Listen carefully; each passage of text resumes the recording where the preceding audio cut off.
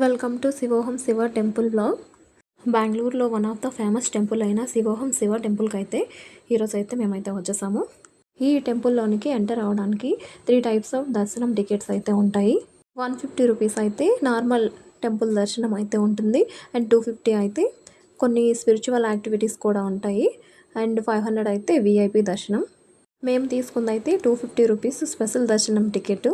So ఇందులో అయితే first వచ్చేసి ఒక బౌల్లో 108 రుద్రాక్షలు అయితే ఇస్తారు. సో అక్కడ 108 బౌల్స్ అయితే ఉంటాయి. ఓం నమ శివాయ అనే పంచాక్షరి మంత్రాన్ని జపిస్తూ ఆ రుద్రాక్షలు అయితే ఒక్కొక్క బౌల్లో ఒక్కొక్కటి వేయాలి. రుద్రాక్షలతో పాటు ఒక థ్రెడ్ కూడా ఇస్తారు. ఆ థ్రెడ్ అయితే ఆ పక్కనే ఉన్న చెట్టుకైతే కట్టేసి మనకి ఏదైనా ప్రాబ్లం ఉంటే సో ఆ ప్రాబ్లమ్ని చెప్పి ఆ థ్రెడ్ అయితే ఆ చెట్టుకైతే కట్టేయాలి. సో ఇలా చేయడం వల్ల ఆ సమస్యను అక్కడే వదిలేసినట్టు.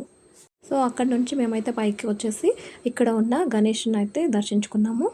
ఇక్కడ నుండి ఇంకా ముందుకైతే వెళ్తే సో లోపల అయితే కేవ్స్ అయితే ఉంటాయి. అక్కడైతే చార్ధామ్ యాత్ర 12 జ్యోతిర్లింగాల దర్శనం అయితే ఉంటుంది. సో మీరు ఇంతవరకు కొండపైన ఉండే టెంపుల్ని అయితే చూసుంటారు. బట్ ఈ టెంపుల్ అయితే మాల్ లోపల అయితే ఉంటుంది. ఓల్డ్ ఎయిర్పోర్ట్ రోడ్లో ఉన్న కెంఫోర్ట్ మాల్ బేస్మెంట్ లోపల నుంచి అయితే ఈ టెంపుల్ లోపలికి ఎంటర్ అవ్వాలి. Must visiting temple in Bengaluru Shivoham Shiva temple.